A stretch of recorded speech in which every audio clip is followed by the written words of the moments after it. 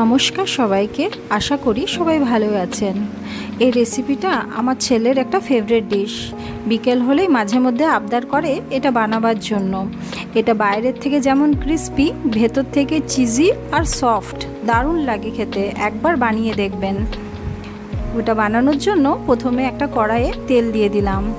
আমি এখানে অল্প তেল দিয়েই করছি, আপনাদের যেমন তেল প্রয়োজন মনে হবে আপনি দেবেন। পেঁয়াজ কুচি দিয়ে লঙ্কা কুচি দিলাম, তারপরে এবারে রসুন কুচি দিলাম, দিয়ে ভালোভাবে ওটা মিক্স করছি। নাড়িয়ে একটু ভেজে নেব। খুব বেশি এগুলো ভাজবো না, মিডিয়াম টু লো ফ্লেমে অল্প অল্প জাস্ট একটু ভেজে নেব। দিয়েছি কর্ন, তারপরে রোস্টেড বাদাম দিলাম,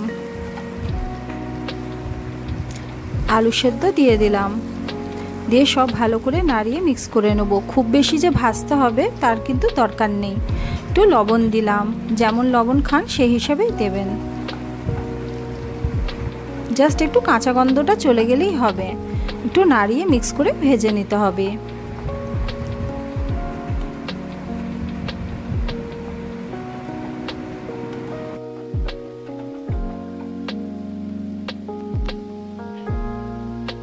এবারে একটা মিক্সি জার নিয়েছি, ওতে ছোলার ডাল দিলাম।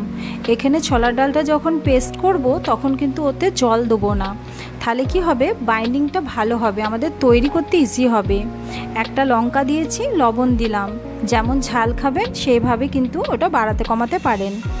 এবারে আমি ওটা তৈরি করব, তার জন্য আমি ডাল বাটাটা হাতে নিয়েছি। কর্নফ্লাওয়ার, আটা, ময়দা, বেসন কিচ্ছু দিইনি, জাস্ট ওটা প্লেন ডাল। তারপরে আমি দিয়ে দিচ্ছি আলুর যে মশলাটা বানিয়েছিলাম সেটা দিয়ে দিচ্ছি, একটু বেশি করেই দিলাম। দিয়ে এবারে চিজ কিউব একটা দিয়ে দিলাম, দিয়ে ওটা মুড়িয়ে মুড়িয়ে ওটা গোল করে নিচ্ছি।